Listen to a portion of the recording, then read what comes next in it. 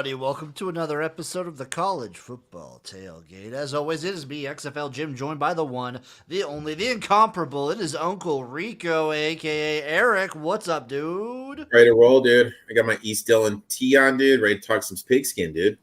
Let's get right into it. Today, we are previewing the ACC, one of the last conferences we have to preview. Erik, it would be remiss, though.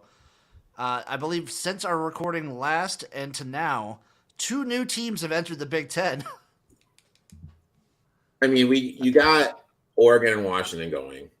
And the thing is I don't mean to be mean towards Stanford and Cal, but those are academic schools. Did you see if the ACC was looking at them? They're looking at them. The school, to me, that's just getting completely effed in all this is Washington State. What about Oregon State? Oregon State, too. Those two are just getting boned. But, I mean, the thing is Oregon State's always going to have money, though.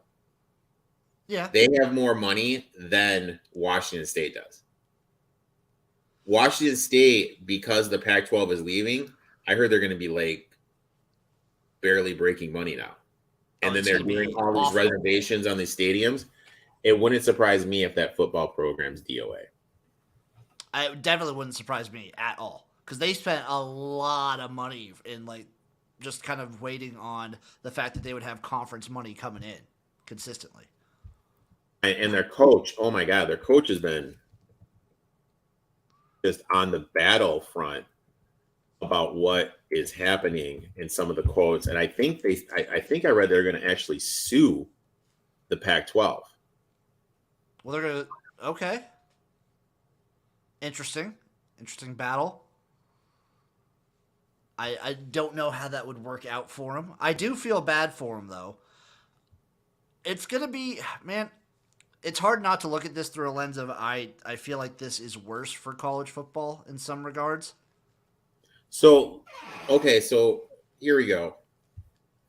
What about the American?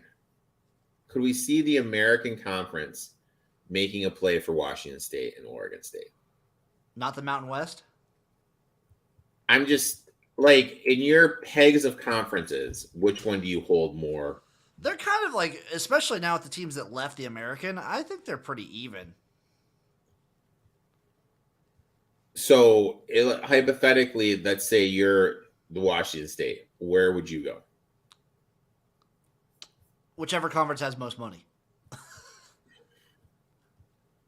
That's like, I feel like at this point, that's the only thing that you got to worry about. Whichever one can pay the most. Yeah, that's true. Let's say they could pay even. I say Mountain West. It's easier on travel, and you still have, like, I feel like Boise State is a more national brand than a decent chunk of the, like, now American. Yeah. But the Mountain West, the American is featured more on ESPN. That's fair. Mountain West is buried on CBS Sportsnet. Well, it's just, I mean, you might want to join the American just because I feel like there's a potential that if you just stay on the West Coast and still stay Western, you just fuck yourself. What? Repeat that. Like the West, like people don't care about the West Coast when it comes to football. Oh yeah, totally. Yeah, that's what I'm saying. Like if you stay like in a conference that's mostly West Coast, you're kind of like at a detriment, which sucks, and I hate that. But it's kind of how it is. It sucks. And then Oregon State, God only knows what's going to happen to them. I mean, what do you think about USC versus Oregon being a conference matchup in the Big Ten now? I heard something that USC is pissed that Oregon's coming now. Oh, 100% they're pissed. So I don't know. Like it's going to be crazy to me. And the thing next year's going to be nuts. Next year's going to be absolutely nuts. The Missouri coach, the Missouri coach who's named on Eli Drinkwitz. I mean, the thing he said, and he's like, right, football is different. Basketball is different. They're chartering planes to get from A to B. What's the softball team doing? But right, like, is it going to be like a 3? Like, if you're Oregon softball or USC softball, track and field, or anything like that. Yeah. What do you do? Do you do like a week trip where you just go like 5? You know what I mean? Is it going to be cheaper for you just to make an East Coast trip where you just hit every single school up and then just circle around back? Is that going to be more economical? It might be, but then at what point do you so are they doing all online classes at that point? Do you have to do online classes if you're going to be an athlete now? And you may have to. But let's be honest, most of these, because of the travel regimen right now, even as is, most of these kids do a lot of the online stuff. It's true. So I don't know. It's next year is going to be really interesting, and the travel and everything is something we're going to have to really monitor carefully. My last thoughts on it is I feel like this is it's another step in a worse direction for the sport of college football. Oh, 100%. 100%. Not a fan. And they're supposed to be going to that 12-team playoff. Now you have no Pac-12, so they're totally going to have to redo that. They're going to amend that. They're probably just going to end up doing 12 at-large or some shit like that. You're right. That's probably what they're going to do. They'll probably do automatic bids. But Eric, we are here to preview this year, the here and the now of college football, and we have the ACC. Eric, interesting factoid while looking up the odds on Bet Online. There are 4 teams in this conference with 100-1 odds. Yeah, there's some big difference. There's definitely a big drop in the production and everything. So you definitely see the tiers. There's a top 2 tier, and then there's a maybe 2 to 3 team tier below that. And then it's kind of either you got a decent sized middle, and then you have a big bottom. The bottom of the ACC is and has been for the last 5-6 years been absolutely garbage. Just weak, just really weak. Obviously BC is the first team. What are we working at with BC's odds, my friend? Right here, Boston College, baby. Over under win total 5.5. It's -145 towards the over, +115 to the under. They're our first team at +10,000, 100-1 odds to win the conference, baby. Obviously, they're returning 49, 9 offensive and 6 defensive, 9 offensive, 6 defensive starters. They're losing your boy, Big Phil. No more Big Phil. He is gone. Damn it. Moorhead looked good when he played. But the thing that's going to be interesting is now all these coaches have had an offseason looking at his film. How is he going to look now? Now more teams are prepared to have multiple games of film on him. Running back room. Top 3 are returning. They're getting a transfer from Western Kentucky. Will be better running behind the improved offensive line that we'll be talking about in a little bit. Wide receiver, they're losing their top 2. One of them was Zay Flowers, first-round draft pick, legit chain mover. They added O'Keefe from UCF, but I feel because of the loss of their top 2, namely Flowers, is going to take a step backwards. Offensive line is going to be one of the most improved offensive lines in the country. They have 5 back, and they have 2 transfers that are coming in. They will add depth that is going to help in case one of their guys goes down, which was an issue last year. And this is going to improve the running game. Again, there's been a couple teams I've mentioned with the improvements of the offensive line. I think early on in the season, we need to look to tackle the running backs rushing props, and Boston College is in that boat. Defensive line, this line will be bigger than last season. They added Rooks from Michigan, will be improved. Linebacker, losing 1, and they're adding a transfer from Arkansas. Unit should take a step forward. Special teams, they were bad last season, losing everyone but the kicker. Little worried about that. They will be, overall, in my eyes, they're going to be sneaky to play in spots. I love their O-line. We'll look to play rushing props to start the season. But that's it with them. It's still, you know what I mean? It's still Boston College, man. I probably, if it was better odds, I'd probably peg them to make a bowl. 5.5 does seem like the right number. I think they could be a sneaky 6-win team. I feel like the ACC could kind of see a lot of teams end up 6-6 where they just cannibalize themselves with the chaos and all that. I think Boston College is an interesting team. Like you said, good to play in spots. Let's go through the schedule. NIU, Holy Cross, Florida State. I got 2-1. I totally co-sign with that. At Louisville, Virginia, at Army. Louisville's a tough team we're going to talk about. I really feel I don't know what we're gonna get from Louisville. They're like one of the biggest wild cards in my opinion. They're a huge wild card, but in the betting market, they're getting a lot of respect. They're getting a ton. When you see where they are, I got them 2-1 there though as well. I think they're gonna lose though. I think they'll lose to Louisville, but I think they can beat Virginia and Army. I think they can. I think they can beat Virginia. I think they can beat Army. My thing was this though, and this is like I was gonna mention this when we get to Virginia. I don't understand how Virginia can't have a good football team. I feel like Bronco had some stuff going there for a while he was there. And then he just kind of left out of nowhere. He had some medical issues, I think. Okay. He had some like heart issues. So, but yeah, I'm with you there. Though. There's no reason Virginia shouldn't have like a good football team. Off the bye week at Georgia Tech, UConn at Syracuse. See, this is where it's tricky when you play UConn. Yeah. Because it's in the middle of conference. And you know what I mean? This is a tricky spot. I think they're going to be 3-3 going into the bye. Yep, 3-3 going into the bye. And then I think they're going to beat Georgia Tech, so 4-3. And then I think they're going to lose their next two. I'm kind of right there with you. I have them at 5 wins. I just have them at 1 win every year. And then Virginia Tech at Pitt and Miami to end the season. I kind of have them going 0-3 there. I mean, Virginia Tech is a winnable game. It is winnable, but I'm going to give it to Virginia Tech. I got them at 5. I also have them at 5. I think they could be a sneaky bowl team, but like Erik said, spots. And like Moorhead could be awful. He could be. He was good in playing last year, but now he's the number 1.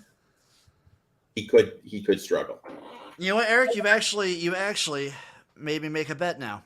No more Phil. No more my boy Phil. No Dracovic. I'm betting the under. Dude, look at you, dude. Based on principle. I'm a man of principle. Up next, Clemson Tigers. Win total is set at 10, -125 to the over, -105 to the over. They are +105 to win the ACC. Returning 49, 7 offensive and 8 defensive starters. No more DJU, and I have to shout out the Throw God. If you have not watched the Throw God's video on DJU, it is an absolute must watch. Shout out Harrison Beck. Caleb Kubnick is going to be taking over the starter, but I'm going to be honest, I don't trust him.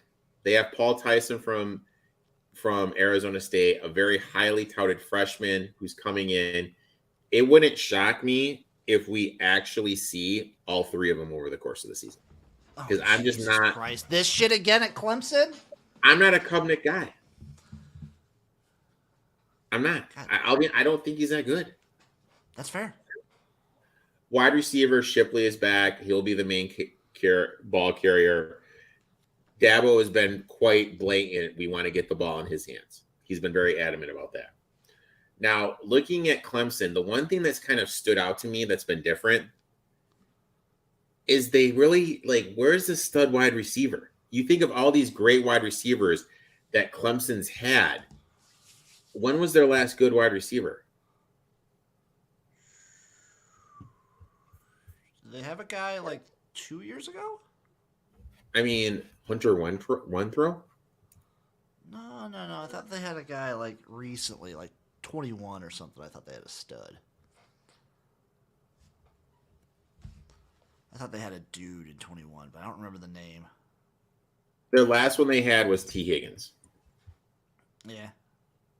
That was literally that was the last one they had. And that was multiple years ago. I mean, I'm looking at their draft classes right now.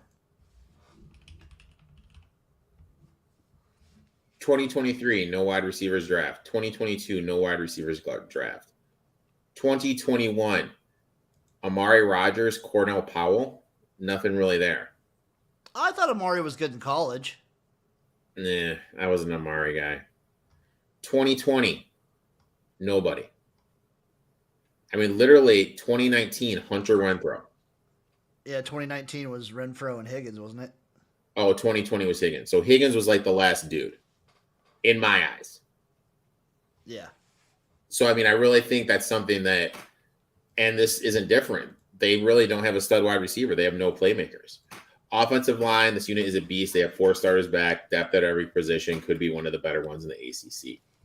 Defensive line, they're losing Breeze and Murphy, which will hurt. But second team All-American Taylor is back, which will help. Every player on this unit is a highly ranked coming out of high school. But will they be able to transfer that talent to the college level? We'll have to wait to see. But when you lose 2 guys like Murphy and Breeze, now granted there were some injuries last year, but those guys were studs. You're going to take a step backwards.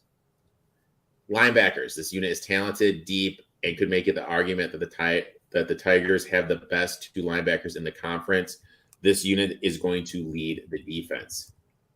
DBs, returning all 4, ton of talent, especially at the safety position. This isn't one of the better units in the conference. This is one of the better units in the country. Special teams, they need to find a kicker. Sophomore Robert Gunn is this year's kicker. He was 1 for 1 in PATs last year. That's all he kicked. So we really have no idea. This kid could come out here and could be shaking everything. He was 1 for 1 in PATs. So do they have a kicker? I don't know. Hey, his percentage is nuts. Overall, look, they get Florida State. They get Notre Dame at home. Are loaded at the offensive line and the back of the defense. But I have concerns about the quarterback position. And I will have to see how Kubnik looks this season before I invest in them. I don't know. I'm down on Clemson this year. I really think like the new face. I hate even using the term the new face. The new era of college football. I don't think is a Dabo era. I think he's gone in 3 years at most. Really? Yeah. God, Chase should have been here for this one. He is on Clemson's demise. I mean, you hear him. He's against NIL. This is all NIL. He's against all this big money stuff. And I just think with the direction that college football is headed, he's made enough money. He's just going to say he leaves in 3 years. I think just he leaves. Okay, when you said he's gone, I thought in my head I was like he's fired, and I was like, no. I think he just has enough of it. I think he's just like, I'm done. I've had enough. I'm out. Unless Bama opens up somehow. No, even if Bama opens up, I think he's just done with college football. I think he's just done with college football. Okay. I mean, he's been there for a while. You can tell with the way he talks, he doesn't like the direction the game is going. That's fair. We've seen it. They've slowly gotten worse every single year. They have. And then you have DJU making the statements that he's making about the state of the offense and everything. Is that going to make playmakers go there? You know what I mean? I don't know. So my thing with Clemson is it seems like for the last 3 years, the defense has remained excellent to great. And the offense has gotten considerably worse every year. Noticeably worse every year. Oh, yeah, for sure. Ever since Lawrence left. Yeah. Ever since Trevor Lawrence left. Let's just go through the schedule. September 23rd is going to be a day to fucking circle. So it's at Duke, Charleston, Southern, Florida Atlantic. Just 3-0 right out the bait. 3-0, but I'll tell you what. We talked about Florida Atlantic. I think that's a tough game. I think anything over 2 tutties, you got to take Florida Atlantic. Oh, for sure. And the fact that it's before Florida State. Yeah. Which is that early in the season, a potential conference championship implications. Yep. Yeah. So Florida State at Syracuse and then Wake. I'm going to have them. I'm going to give them 2-1 there. I think they drop 1. Weird stuff could happen in the Carrier Dome, man. They could be 1-2. They could be 1-2. I mean, Syracuse has lost a lot. So anytime a team like Clemson goes to the Carrier Dome, I kind of just throw things out. Yeah. I'm going to give them 2-1 here because if they beat Florida State, they're losing to Syracuse. So let's say this. Let's say they have 1 loss at their bye. I'm going to give them 1 loss going into the bye. And then it's at Miami and at NC State. and Notre Dame back to back to back. That's a brutal stretch. That's NC State obviously is a little down. Miami, as they're changing offense, should look a lot better. And Notre Dame as Sammy Hartman. They could drop 2 of them. I see them only dropping 1 though. I'll be honest, like how I see it in my eyes of eyes, they're playing Miami off the bye. They're going to beat Miami. They're going to beat Miami. They are going to beat Miami, and I think they beat. And then they lose to NC State because NC State is off the bye. So they lose to NC State back-to-back years. And then they beat Notre Dame. Yeah, I could see that. I think Miami's a win. I think if they if they lose to NC State, then they beat Notre Dame or vice versa. Yeah. Yep. And then Georgia Tech, North Carolina, and then at South Carolina. They could lose to North Carolina, but I don't know about that. North Carolina's going to be good this year. I think they're going to be good. They're going to be really good. I think North Carolina's live in that spot. I think they could lose to I think they could lose to North Carolina. I think they're going to beat South Carolina, get a little revenge from what happened last year. I think there's no shot in hell they lose to South Carolina this year. So, I think they're going to lose 1, 2, 3 or 4. I think that's what they lose. Yeah, I got like 2 at the least. Well, 1 at the least. They could still have a good year. I'm anywhere from like the 2 to 4 range as well. Yeah. And I'm going to play the under. I'm going to do it. You're going to do it? What was it at? Minus 105. For how many? 10 on the dot. So you still have a push potentially.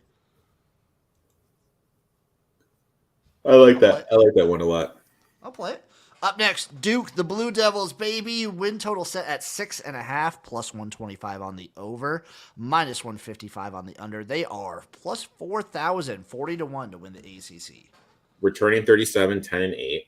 Fun fact, this is the first time since 2018 that Duke has a quarterback coming back that started the year before. Is that since when did Daniel Jones go? I was Daniel Jones, dude. He was the last one? Yeah. God dang. Leonard had a breakout season last season. Crazy to think he could be one of the better quarterbacks in the conference. Running backs, top 3 are returning. Word is that they were going to run the ball more to keep Leonard healthy because he got banged up a lot last season. Mm-hmm. Wide receivers, they're getting all their starters back, and Moore, who was a quarterback last season, is shifting positions. I think with Leonard taking a step forward, which we're all projecting, I think the wide receiver room will be better. Offensive line, 4 starters are back, and they're adding 4 transfers, and McIntyre is back after being hurt last season. Going to be improved. Defensive line, they're only losing backups, but the thing that I'm worried about is the size of their defensive line compared to the size of the offensive line that they're going to be facing in conference. Linebackers, they're losing Hayward, who is their best linebacker by far, is a concern. Plus, it's a thin unit. And any injury is going to set this unit back in a huge direction. DBs, losing 2 starters by adding transfers from Miami and Texas A&M. So I think this unit is going to be just as good as last year's. Both punter and kicker return along with their return men. They did lose their long snapper, which is going to be a blow, but I think it's easily replaceable. Schedule is tougher than last year. It's tough. And I mean, if you just look at that October 21st to November, November 18th, that's the date, that slate of games. You can basically say everything off of the bye week. I mean, they go North Carolina, at Florida State, at Louisville off a bye, on a short week then, play Wake Forest at home on a Thursday, then travel to your rivals at North Carolina, at Virginia. Then have Virginia sandwiched before you go to Pitt. It's brutal. That's a tough schedule, bro. So let's get into the schedule. Clemson to start off is a loss. Yes. And then before the bye week, they have Lafayette, Northwestern, and then they go to UConn before playing Notre Dame. I think they go 2-2. I think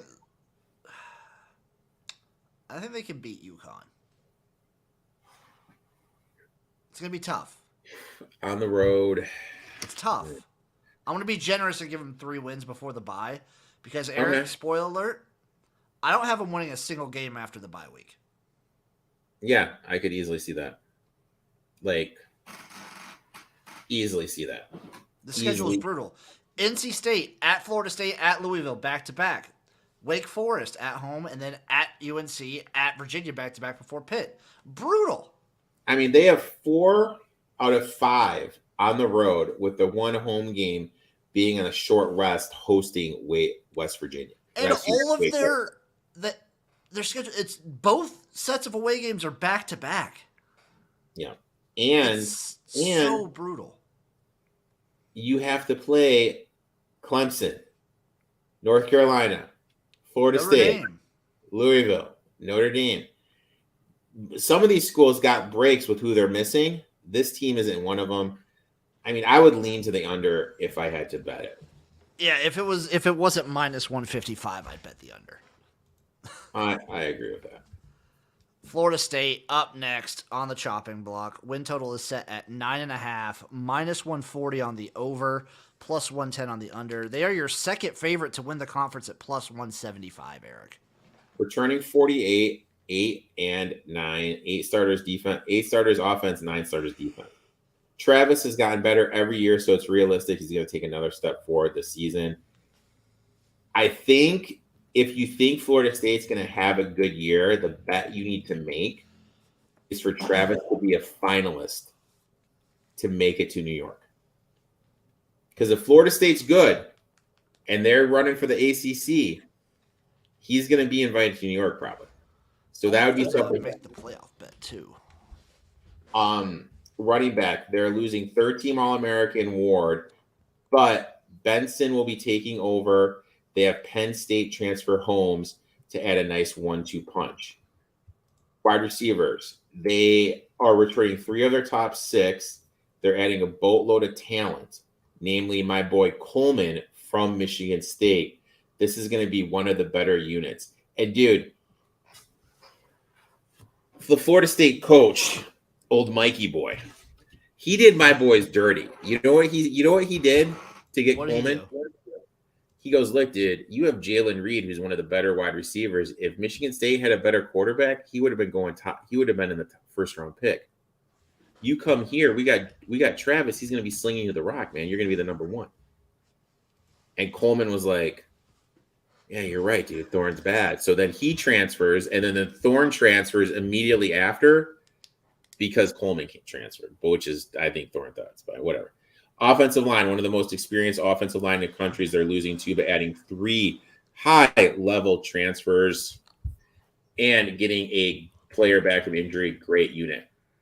I was a little shocked that Versa turned down the NFL to come back for another season. So him, along with the transfers coming in, make this unit good. They'll be able to cause some havoc in the backfield. Linebackers losing 1, and their top 3 tacklers are returning. This is an underrated unit in the conference. Will shock people with how good they are. DBs, they're thin in the back too, like really thin at the safety position, which is worrisome. They need to find a replacement to Robinson, who is an All-American. Special teams, huge upgrade at the kicker position, adding their kicker from Eastern ETSU, Eastern Tennessee State University. This unit will be better than last season's. Overall, I like this team. They're good. But I wish they had a better schedule. It's tough. It's a tough schedule. The way to play them future-wise is if they lose a tough game to LSU. You know what I mean? Like a 1-score game. Mm-hmm. Bet them to make the college football playoff then. Not to win it. Just make it. So right now they're 3-1. What do you think it would jump up to? They're 3-1 just to make it? Plus 300 to make it. Jesus, dude. People see, in my eyes, that's way too short. Same.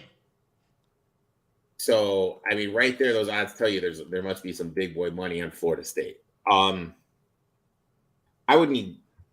think that would probably shoot up to 7, 8, depending on the shop. That's what I would think too. So they start off the season versus LSU at a quote-unquote neutral site in Orlando, Florida.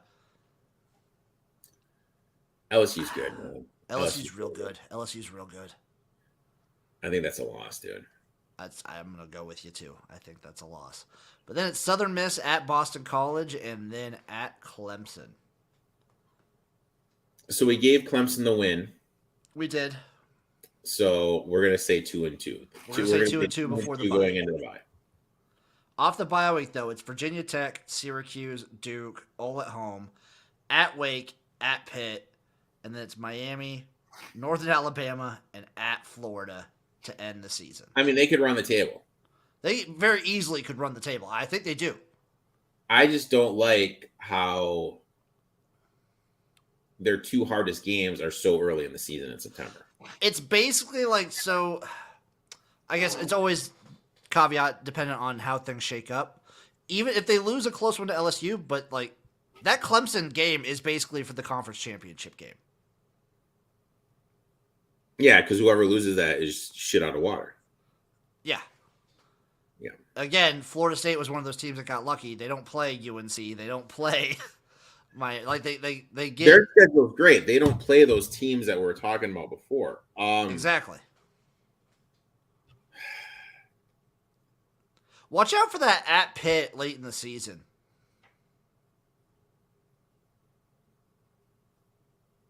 Watch out. They could lose that game.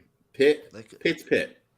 Pitt's Pitt. Pitt. No matter how good or bad they are, Pitt will always be Pitt. Yeah, and they'll compete and they'll do their thing. And they'll fucking get somebody. I'm on the over if it wasn't like minus 140. I'd bet it. I don't want, like you said, really the only way to touch this team is with Heisman finalist odds. I mean, odds to be a Heisman. Because I was trying to like see what to make the playoff because it would be interesting, but at plus 300, I don't want to touch it. No. See, I'm not seeing odds to make in New York. No, I'm not seeing those posted yet. But I mean, even if that's the case, Jordan Travis is 14-1 to win the Heisman. So there's just a lot of way too small prices. So I'm just gonna wait to see how that first team goes. This is a team that you should have got in on like back in March or April. Yeah, you're a little late to the party. Yeah, and don't worry, I am too. I'm a little late to this party. I'm always late to the party, Jim. That way people notice me when I go in. I love that. Up next, Georgia Tech, the Yellow Jackets, baby. Win total is set at 4.5, plus 110 on the over, minus 140 on the under.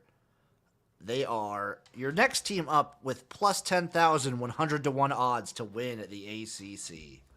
Returning 40. 5 offensive, 7 defensive starters. Haynes King is coming in from Texas A&M and will be the starting quarterback, but he has injury concerns. If he can't stay healthy, they're really thin behind him, and there's a huge drop-off. Their running backs, they're adding Cluley from Louisville to help the running game group will basically be the same as last year's. Wide receivers, they are fast but inexperienced, and losing backburn to an ACL in the spring game hurts. Rutherford is their top returner, but he only had 225 yards last season. You know, they're getting some transfers in, but losing Blackburn is going to hurt. Offensive line, they have 4 returning, and they have 2 transfers coming in. This offensive line will be greatly improved.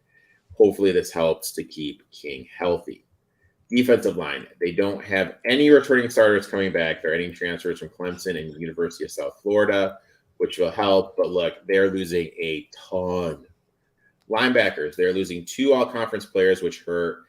And with that being said, this unit will take a step backwards. DBs, they're losing 1 starter, plus getting Brooks back from injury, which is huge. This unit will be improved. special teams, they only have their punter returning, and with how bad this unit was last season, common senses are just going to take a step forward because you can't be worse than they were last season.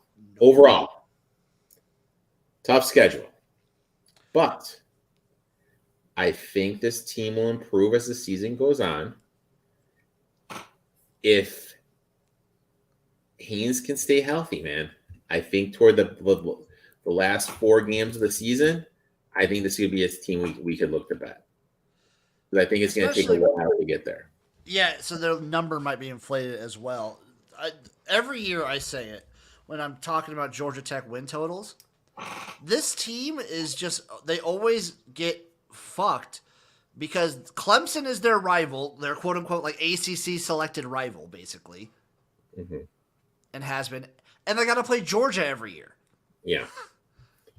It's just brutal. And I mean, their schedule sucks, dude. It sucks. Like, if you are Georgia Tech out of conference aside from Georgia, I would schedule nothing but like FCS and like the worst G5 schools just to get wins. I mean, they're out of conference schedule this year. South Carolina State. That's fine. That's a good one. That's a good one for them to do. Bowling Green. Okay. That's a good one to do. That's fine. At Ole Miss. What are we doing? Georgia at home. What are we doing here? Like, what's going on? You know, I get that you have to play Georgia every year. I get that. You got to make up for it somewhere. Yeah, like, it's just brutal. You want to get yourself on the threshold of just being able to make a bowl game consistently. Like, why aren't you playing a team like, oh my God, another MAC school, like Central Michigan? Or even like a CUSA school. Yeah, or maybe even play like what's a North Texas. You know what I mean? Like, yeah, like a school like that. But you're going on and playing at Ole Miss. Yeah, why? Let's get into the schedule. Louisville at a neutral site, quote unquote, at Mercedes-Benz Stadium in Atlanta. That's a loss. That's a loss. South Carolina State though. That's a win. And then it's at Ole Miss, at Wake, back to back. 2 losses. Bowling Green at Miami. I think they're going to beat Bowling Green. Then they're going to lose to Miami. I think so too. Bowling Green that would be terrible for them if they lost to Bowling Green. Off the bye week, Boston College, North Carolina, at Virginia, at Clemson, Syracuse, and then Georgia. I don't think they win one after the bye week. They probably won't. Maybe Boston College if they get lucky. Maybe BC, but BC is coming off the bye too. Yeah, I don't think they win a single one off the bye. Like Virginia, if they're as bad as they were last year, but I don't think they are. Yeah. I think they win like 2 games. But like you said, I think they show improvement, and at the last half of the season, they could get like an inflated number that you could jump on. They could be that team we look to back. Up next, Louisville. Win total is set at a whopping 8.5, with a plus 125 on the over, minus 155 on the under. Louisville are plus 1,200 to win the conference. I believe they are the 4th favorite to win. They're returning 35, 6 and 7. Jake Plummer from Cal will be the starter. Love me some Jake Plummer. He was at Purdue to start his career, more of a drop back passer that fits the system. Running backs, they have 2 of their top 3 are back. They're adding key transfers from Wisconsin. And with Plummer under center, the running backs are going to be the center of the rushing attack, unlike previous seasons. Wide receivers, they are losing all of their top guys and have transfers coming in from the Sun Belt and SWAC. But who's their number 1? Maybe Thrash, but we don't know if he's going to be able to be that number 1. Offensive line, they have 2 returning starters coming back. Both were all conference players, plus they're adding 6 transfers. But the question is, can this unit that's never really played together gel into one cohesive unit? DBs, their defensive line, they're losing 2 starters, both of which were all conference players, along with 2 backups. They're adding a transfer from Georgia State and Stanford, plus Lola's back after being hurt the last 2 seasons. That's big. He hasn't played for 2 years. Is he going to be able to do that? Also, linebackers, they're losing, Three, they're losing six. Three of which were starters, and the transfers walking in aren't the same as the transfers walking out. This group is going to struggle. This will be the strength of the defense. They're adding 3 impactful transfers, and they're going to have 3 starters returning. Special teams are losing their punter and their kicker will take a step back. Will take a step backwards. Overall, they have an uptick in coaching. They avoid Clemson, Florida State, North Carolina. But they're playing NC State on a short week, Pitt off the bye right before they play Notre Dame. I'm worried about this defense. I'm going to pass on any futures. Real quick, though, we're talking about conference realignment. SMU plotting to join the ACC. Woo! So if SMU heads to the ACC, the school won't earn a fair share of revenue until 2030. The Mustangs have talked to other leagues such as the Pac-12 and Big 12 in their quest to join a Power 5 conference. The ACC has also discussed the possibility of adding Cal and Stanford. Alongside Washington State and Oregon State, the Cardinals and the Bears are among the 4 teams remaining in the Pac-12 following a slew of defections. So, interesting. Does the Pac-12 then try to poach like SMU and like? I personally think the Pac-12 is just done. I think the Pac-12 is DOA too. I think they're just done. I think it's dead. But we're not here to talk that. Let's dive in because we could. Like you said though, Louisville does avoid the toughest teams, but as we get into the schedule, the conference games, the toughest ones they do have to play are all on the road. Yeah. Too. So they start the season off neutral site versus Georgia Tech. We called that a win. Murray State and then versus Indiana in Lucas Oil. I think that's a win. I think those are 2 more wins. Boston College at home, win. I think they're perfect going at NC State. Then I think they lose at NC State, Notre Dame, and at Pitt before the bye. I think they lose 3 in a row. I also think they lose 3 in a row. So we're at 4-3 right now. Yep, off the bye. It's Duke at home, Virginia Tech, Virginia all at home, and then at Miami and Kentucky at home to end the season. I think they win 3. Yep. Lose to Miami. Yep. Beat Kentucky. Yep, I'm right there with you. I think that's what they do. So what is this? This is an 8-4 season? 1, 2, 3, 4, 5, 6, 7. Yeah, 8. We have 8 wins. 8-4. So 8.5 is the win total, Eric. Yeah, and that's why we're avoiding it, my friend. Can't touch it. And I don't want to touch that conference future. 12-1, gross. That's a little too short. Up next, Miami, the Miami Hurricane. Win total is set at 7.5. It is plus 120 on the over, minus 150 on the under. They are plus 2,200, 22-1 to win the ACC this year. They're returning 40, 9 offensive and 10 defensive starters. Quarterback, Tyler Van Dyke is back, and wow. Do you remember this time last year? Jim, do you remember this time last year when people were hyping him, saying he could be a sleeper for the top pick in the NFL draft? Yeah, because he had a sick-ass end of the season in 21. Everyone just remembers those last, 3 or 4 weeks of 2021 when he was the sickest guy in town. He was brutal last year. They have a new OC, the change in offense. I think it's going to be a better fit for his skill. I think he's going to take a step forward. But from what you're saying, though, that's why we need to remember we need to look at the whole product, not just someone getting hot for a couple games. Running back, leading rusher Parrish is back. They're adding Allen from a little school called Nebraska. Unit has more depth, but can they stay healthy all year? That's the big question. If they can stay healthy, they're going to be fine. Wide receiver, the only starter they are losing in the passing game is the tight end.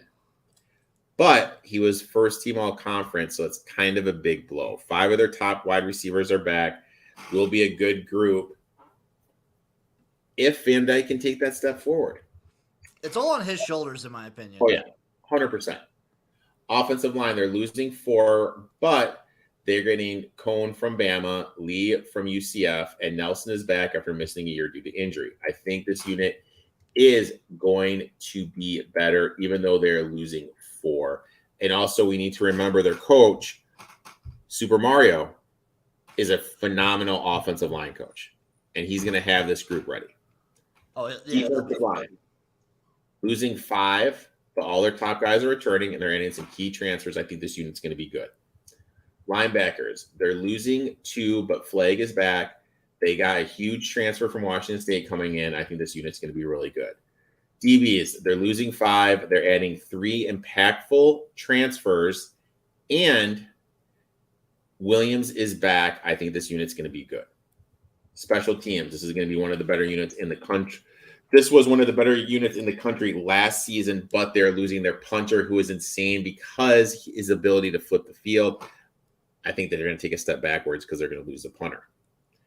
Overall, will Van Dyke improve in the change of offense? Question mark. That's the $1 million question. Team has a ton returning, but they play UNC, NC State, and FSU all on the road, and they're playing Clemson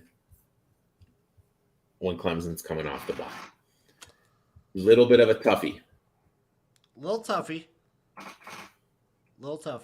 Let's get to the schedule. Before the bye week, they get Miami of Ohio, the Battle of the Miamis, Texas A&M, Bethune-Cookman, and then at Temple.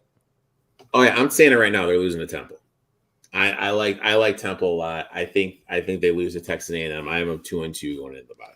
I got them at 4-0. Jeez. Yeah. Oh. I'm not, spoiler, Eric, I'm not high on Texas A&M this year. Okay. 4-0. Off the bye week, then it's Georgia Tech at UNC, Clemson. 1-2. I'm also with you, 1-2. Then it's Virginia at NC State, at Florida State, Louisville, and then at Boston College. I think they beat Virginia. Then they lose the back-to-back road games at NC State and Florida State. And then they win 2 to end the season. I think so, too. I think basically they lose all their hard conference games. I got them at 8-4. Jesus, I have them at 6 wins. I got them at 8-4, but I don't really want to touch the over on this one because it, like you said, if Van Dyke does kind of just lay a dud, they're going to lose to Texas A&M. They're going to lose to Temple. They could even lose to Virginia if he's that bad. Yeah. So I'm not touching this Miami total. Don't want anything to do with them. Moving on, NC State, the Wolfpack. Win total is set at 6.5, minus 150 on the over, plus 120 on the under. They are plus 1,600 to win the conference. We're turning 44, 9-8. Drake May is back, legit Heisman candidate at quarterback. Running back, deep group, talented group. They're all going to get run. They have 4 guys that are going to be carrying the ball. 4 guys Wait, Eric. Are you talking about NC State right now? Oh, I thought you were talking about North Carolina. No, NC State. Oh, dude. I know. So the way they do it is the C in alphabetical. Well, I wrote out North Carolina State. They should still be first then. Oh, you wrote it out like that? Yeah, we'll go for yours then. We'll just skip the North Carolina. No. We can do North Carolina sure? State. Okay. Returning 38, 7-5. Quarterback. Armstrong is transferring in from UVA, and he did well with the OC when he was at UVA. And he's now there. He was at Syracuse last year, and now he's at NC State. With the injuries at the quarterback position last year, Armstrong being an upgrade, and the change in offensive philosophies, this is going to be a huge upgrade for NC State. Running backs, they have 2 of their top 3 back, and they have more depth than they did last season. Wide receiver, it's a passing offense, and NC State is losing 3 of their top 4 wide receivers from last season. They're adding transfers from Rice and Clemson, but I don't think they have a true number 1. Offensive line, they're losing 3, and one of them was Gibson, who is an all-conference first-team center, which is a huge blow. They're adding transfers from Oregon, and the team's new offensive line coach at previous stops has struggled run blocking, which is a little bit concerning for this group. DBs, they're losing one, and they're adding Potter from Cincy, and Jackson is back from an injury. I think this unit's going to be better. Linebackers, this unit is losing 2 all-conference players and their nickelback, but they're adding Kennedy from ODU, and Wilson is back for year number 6. But I think this unit's going to take a step backwards. DBs, they're losing 3, but Powell, who missed the last 2 seasons, is back, which is interesting because he's been out for 2 seasons. How is he going to react to being back out there? Special teams, they're losing the best kicker in school history, who happens to be the leader in the conference in career field goals, plus their punter and returner. So to say this unit's going to take a step backwards, it's going to be an understatement. Overall, will the offensive line be able to create blocking lanes? What will the linebacker room be able to do? Who is the chain mover on the wide receiver group? Will Armstrong be able to get his old magic back that he had at UVLA? Dangerous team that I will be on a lot this year, but there's just too many questions for me to get invested in futures. If this win total was at if the over wasn't -150, if it was even just -110, I'd be all over it. This is NC State we're talking about. When are they not ever at least 7-5? They're like the perpetual 7-5, 9-4 team. They're always in that range. Their good years are 9-4 or 9-3. Their bad years are 7-5. You know what? If people hate me for the statement, this is what I want for Michigan State. Consistently. Honestly, at this point, this is fucking what I want for Nebraska. Floor 7 wins. You know what? Every 2 to 3 years, we have 9 to 10. Yeah. The little dark horse team that everyone says could make a run. And Mel Tucker can't do that for my boys. But moving on to NC State, let's go. Let's at UConn, Notre Dame, VMI. 2-1. 2-1. At Virginia, Louisville, Marshall, and then at Duke before the bye week. I think they get all those. I also think they get all those. Maybe drop 1. Yeah. Maybe. And then off the bye week, it's Clemson and Miami both at home. That's 1-1. I'm going to be nice and go 1-1. And then it's at Wake, at Virginia Tech, at North Carolina. I think that's 2-0. You mean 3-0? No. I think it's 2-0 and they lose to North Carolina. Oh, okay. 2-0 versus Wake and Virginia Tech and then lose to North Carolina. I'm going to go 1-2. Okay. I think they lose to Wake. All right. Especially if they end up beating Miami. Mm-hmm. So I got them at 2, 3. I got them at 4 losses. Shocker. Yeah. Shocker. I got them 9-3. Shocker that we have them at 8-4, 9-3. It's NC State we're talking about. Come on here. What are we doing? North Carolina, moving on. This is the team Erik wanted to talk about. He's so This is the team I want to talk about. This is the over under win total is set exactly at 8, Erik. It's -115 both ways from what I'm seeing. And you were an early boy. I'm seeing 10-1, plus 1,000 for them to win the conference. Returning 44, 9-8. Drake May is back and a legitimate Heisman contender. When have we heard this before? Never, dude. Never. Yeah.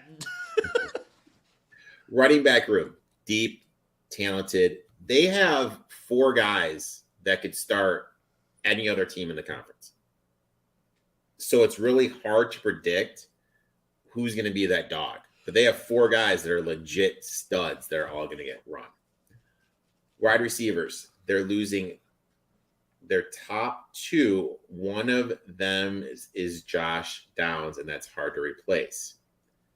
Walker, who is coming in from Kent State, was going to be the replacement, was going to be the number 1.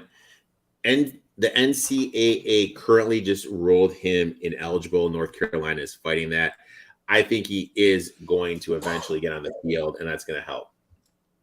Offensive line, they have 4 starters back, and one of them is back for his 7th season, and they're adding Lampkin from Coastal Carolina. Plus, they added a good offensive line coach. Unit will be improved from last season. Defensive line, they're only losing one. They are adding a huge transfer from Florida State, who was their leading tackler on the defensive line last season. Murphy is also back. Defensive line is going to take a step forward.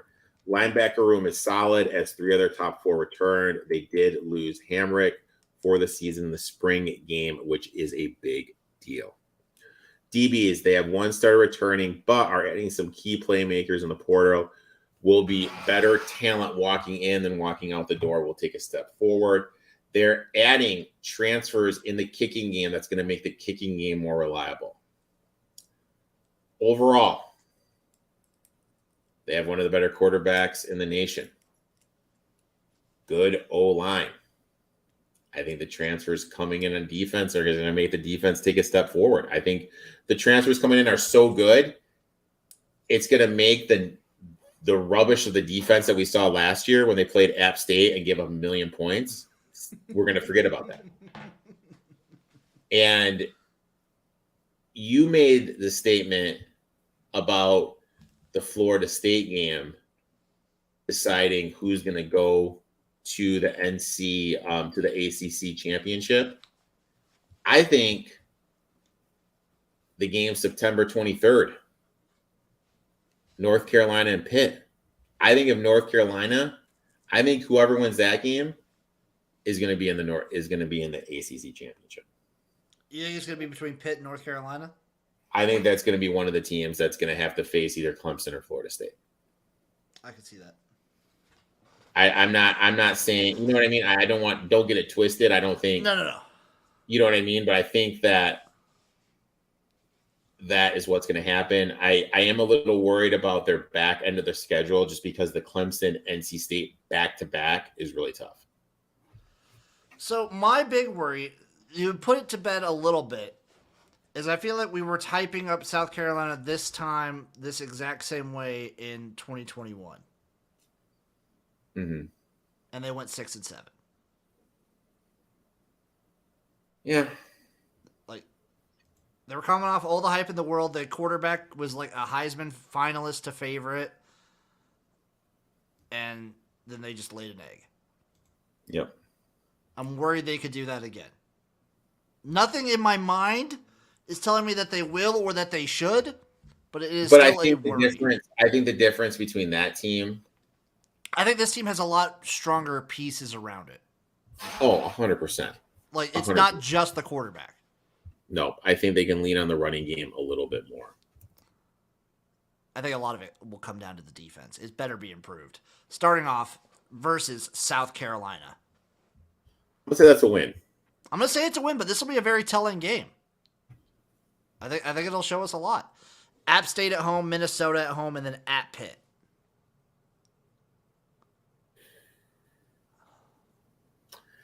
You know what? I think they're perfect going into the bye. I think they're, you know what? I'm going to go 4-0 here as well, too. Off the bye, it's Syracuse, Miami, Virginia, all at home. I think they're 3-0. You know, I agree 100%. And then it's at Georgia Tech, Campbell, the Campbell Camels, Duke, at Clemson, at NC State. I think they have a hiccup in one of the last games of the year. And I think between one of those last 3 they lose. Maybe 2. Yeah.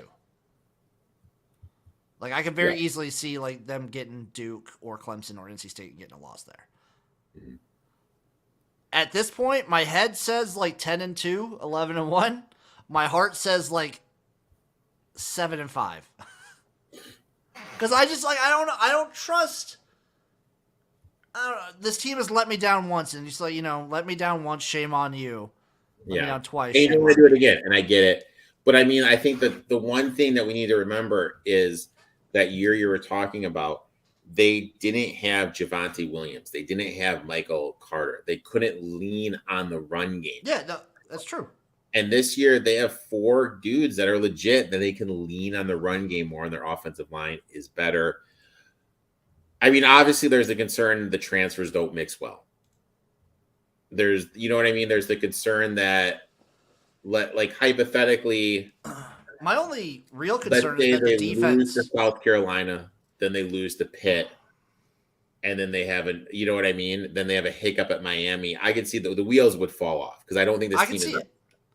But I think with Drake May, with the running backs, with the offensive line, and who they have coming in, I think the pieces are there. And I'm seeing 12-1.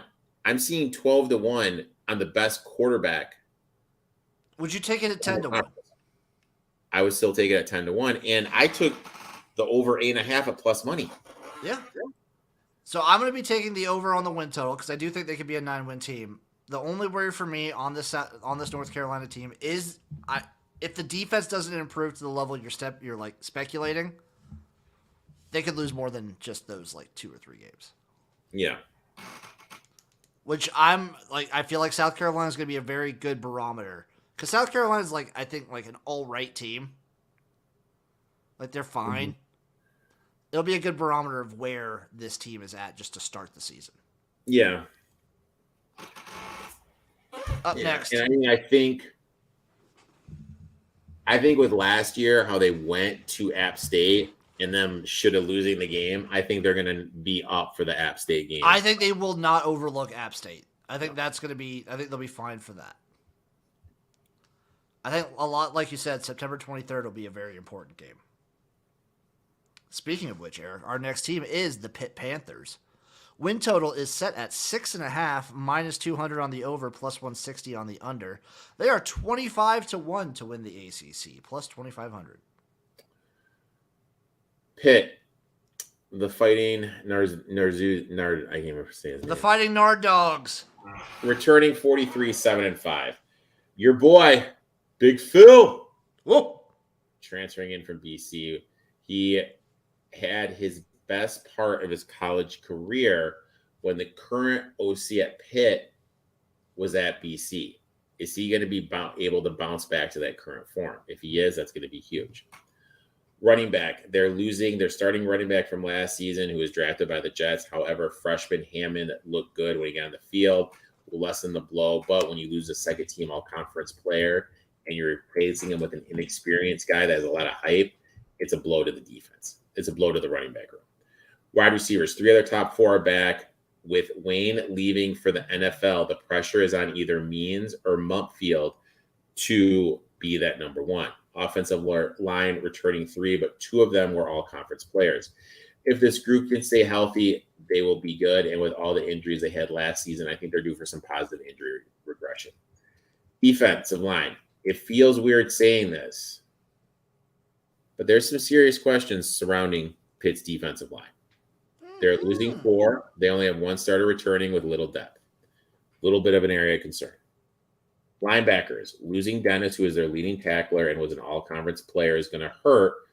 They have 2 starters back, but with how bad the DL's defensive line is going to be in my eyes, the pressure is going to be on them to step up.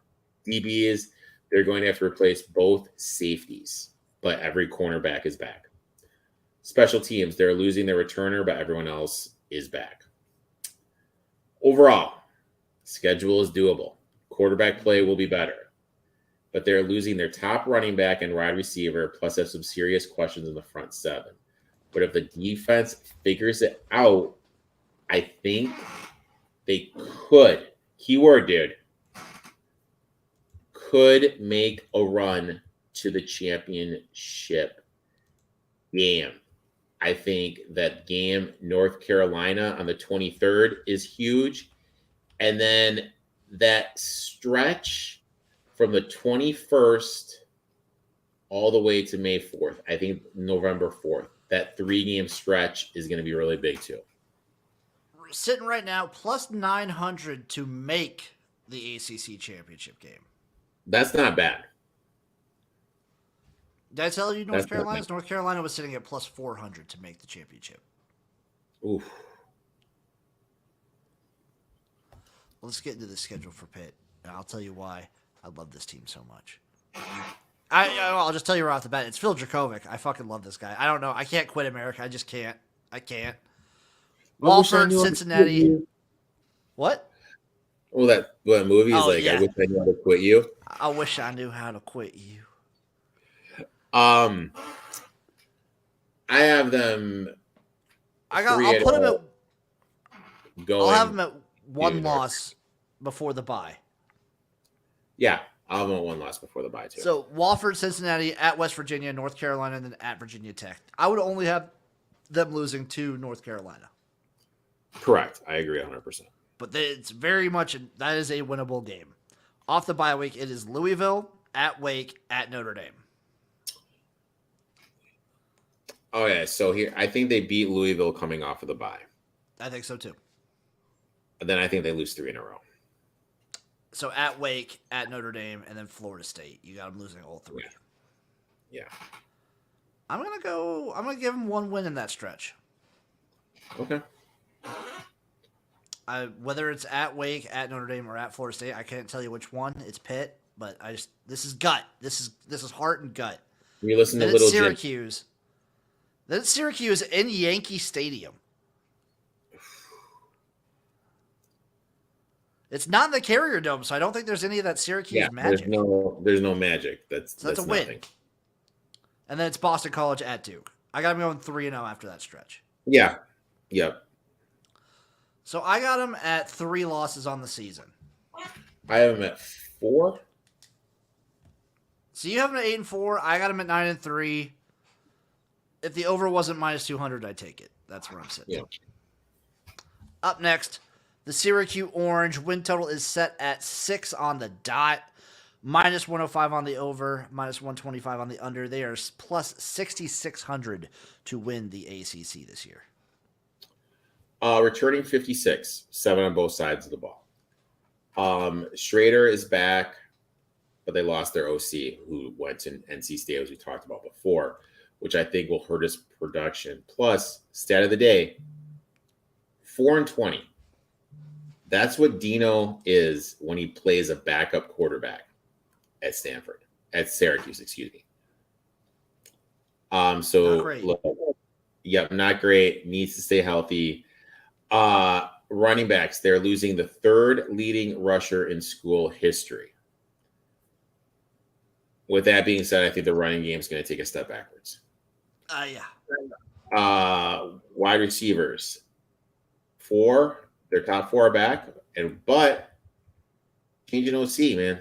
I'm a little worried about the passing game with the change in the OC. Offensive line, they only have 2 starters back, are very inexperienced. They're getting more from Richmond helps, but I think this unit's going to take a step backwards. Defensive line, they're losing 2. They're adding an impactful transfer from Bama, and they really don't have any game changers on this unit. Linebackers, they're losing Jones. That will hurt, but Thompson is back from injury after missing all of last season and this unit will be just as good as last season's.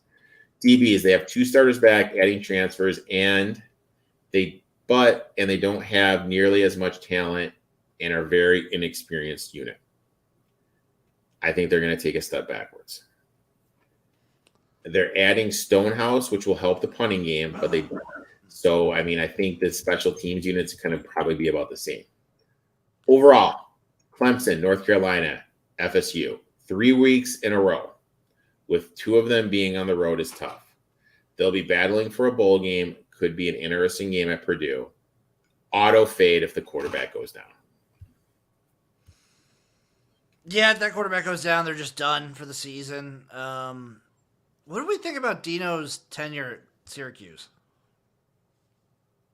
I mean, look, if he's getting them constantly to bowl games, successful. That's successful. I mean, last year they're undefeated going into Clemson. Yeah.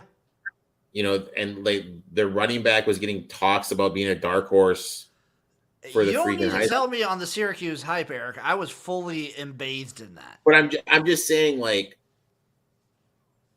would you take what Dino's done in Nebraska? Yeah. Yeah. I mean, I think what he's doing at kind of a non-football school is absolutely huge. And I think they'd be idiotic if they got rid of him. What was it? I still can't. I think he still has enough good graces from 2018 where they went 10-3. Yeah. And with the NIL getting people to come to Syracuse, it's tough. And I mean, their schedule, you look at their schedule. I mean, it's always tough. It's always tough. I think they could be 4-0, but then they have to lose 3 in a row. Yep, so let's just get right into it. Colgate, Western Michigan, at Purdue, and then Army at home. I think that's 4-0. I think it's 4-0. It could be 3-1. It could be. But I'm going to go 4-0. I think it's probably 4-0. And then, like you said, Clemson at North Carolina at Florida State, 0-3. Yes, so they're 4-3 going into the bye.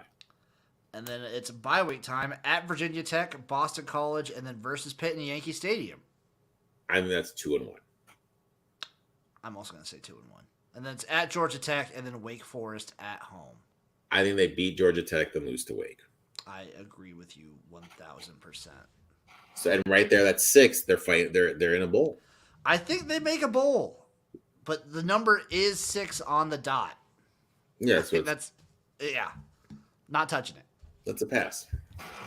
Up next, Virginia, the Cavaliers. Win total is set at a whopping 3.5, plus 120 on the over, minus 150 on the under.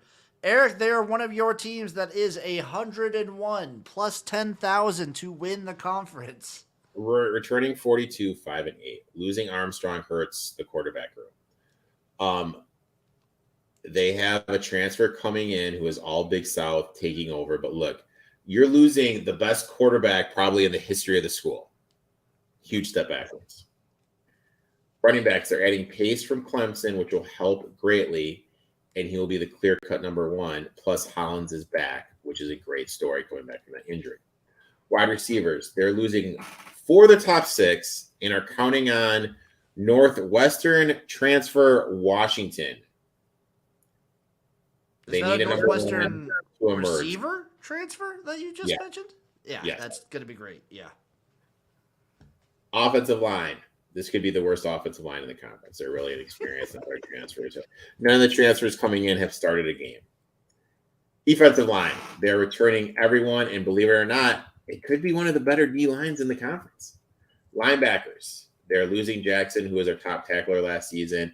That will be a big blow, and because of that, they're going to take a step backwards. DBs, they're losing 2 starters by adding transfers from Clemson and Iowa State, which is huge. And with the defensive line being good, it's going to take pressure off the back 4.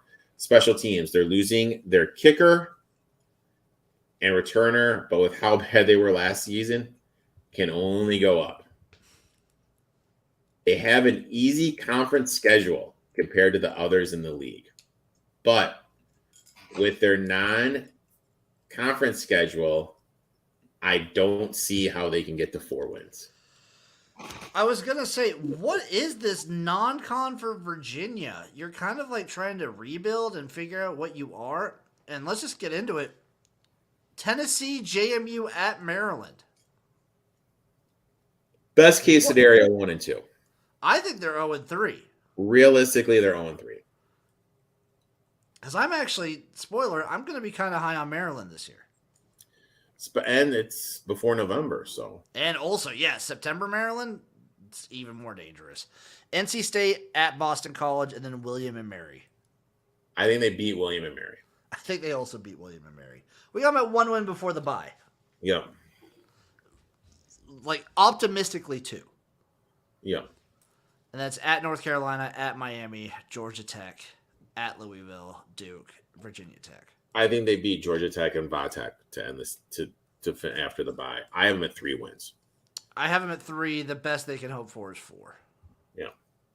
Not touching that win total. Again, I don't understand why this team consistently cannot be better. Well, yeah, I don't know.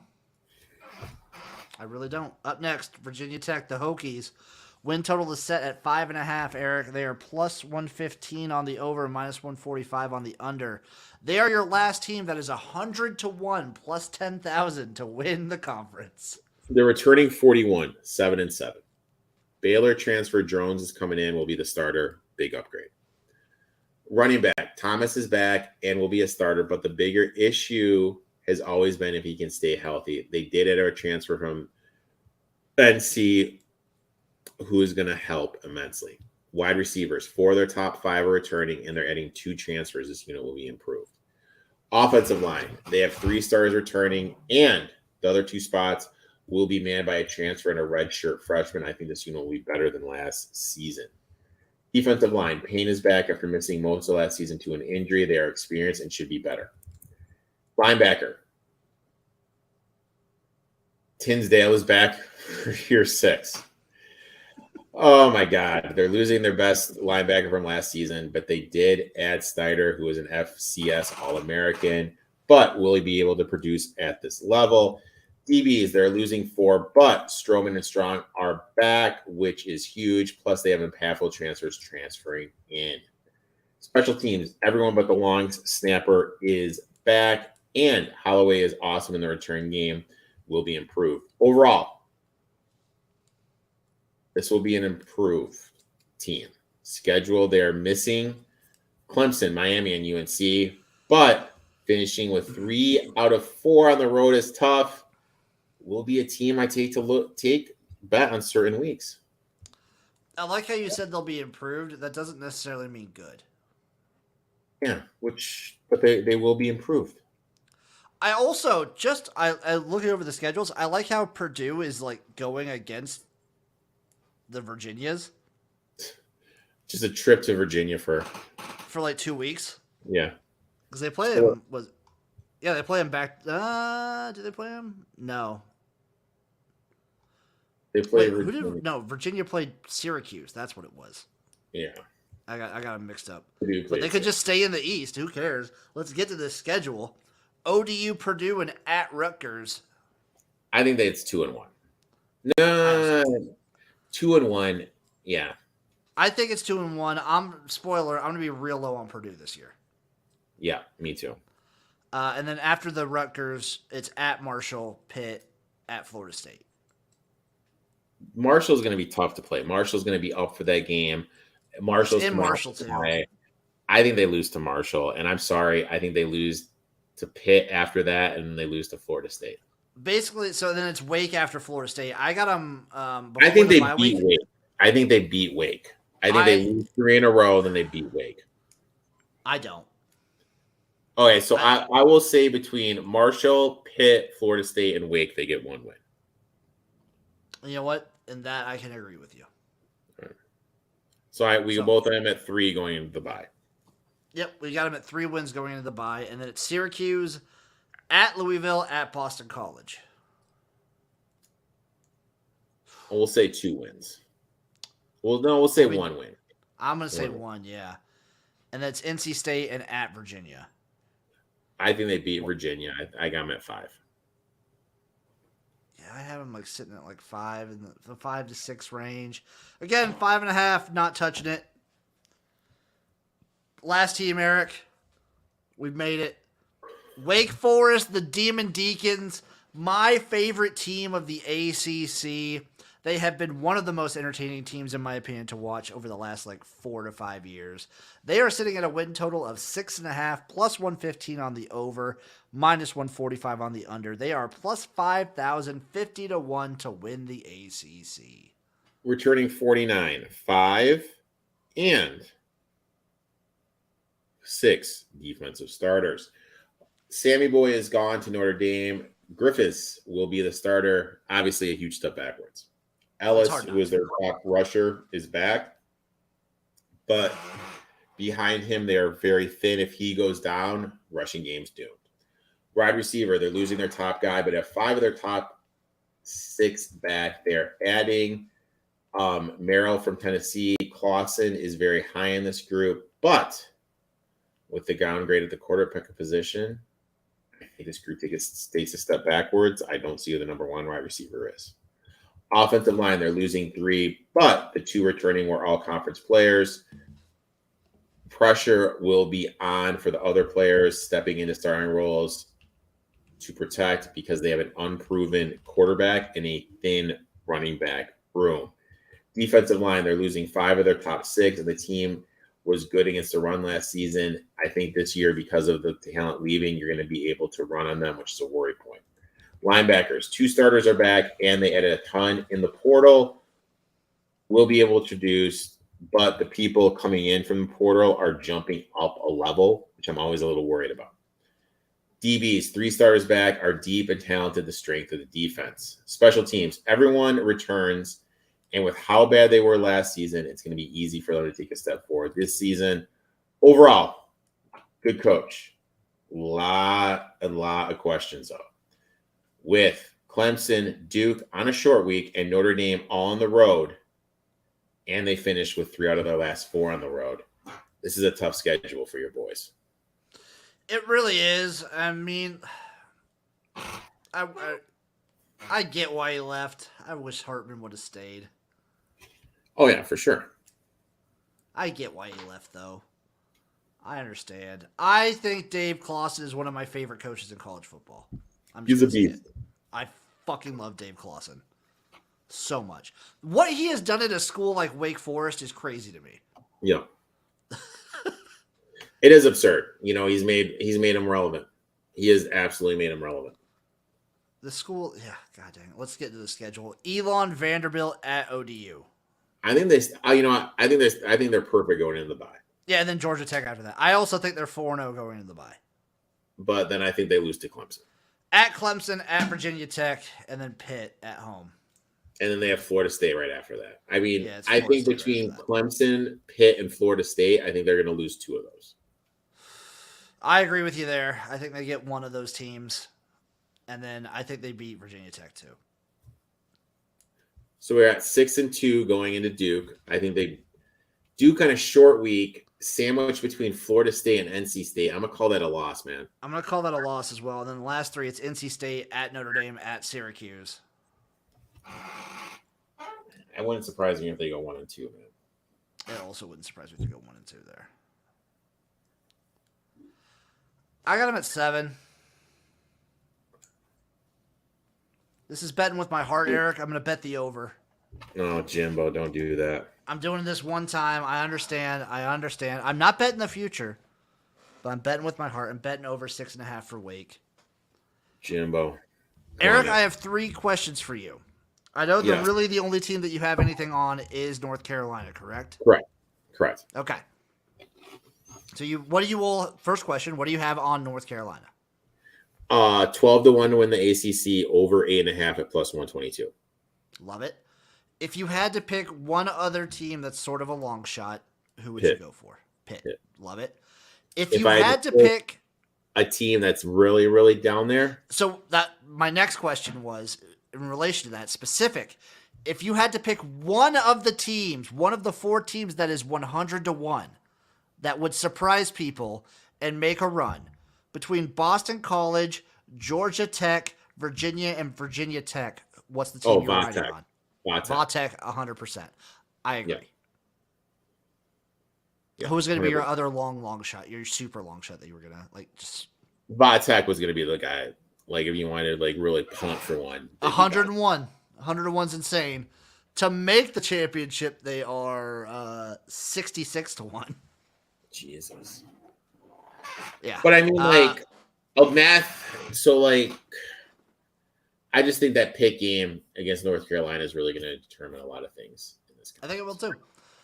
My bets for the ACC are: I am on the under Boston College under 5.5 plus 115.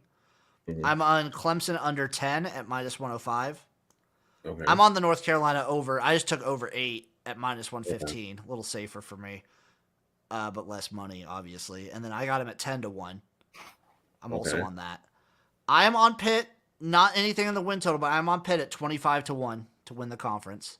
And I will also be on Pitt. The number was 9-1 to make the conference championship. And then I'm on Wake Forest from the heart. I'm on Wake Forest over 6.5 plus 115. Ooh. Dave Clawson, baby, don't let me down. Eric, it's the ACC for you, baby. What do you think of the ACC as a conference? Down. I feel like that's the word you could use to describe it for the last, 6 years. But Clemson's on a downward spiral. When you don't have that big powerhouse team, it's on a downward spiral. We're in a weird spot in college football with all this conference realignment shit going on and NIL and everything. And it's just to the point where we've kind of seen it. Clemson just isn't getting the dudes it's got. Their talent level is a little bit down to where it's been. That's true. So I don't know. It's going to be and plus you got oh my God, I lost my train of thought. You got them talking about freaking leaving. You know what I mean? Like, there's a lot of little things like the whole situation with Florida State's really weird. I'm just gonna say that. Yeah. Well, thank you all for watching. Thank you for listening. This has been the College Football Tailgate ACC betting preview. We'll see you guys next week. We love you.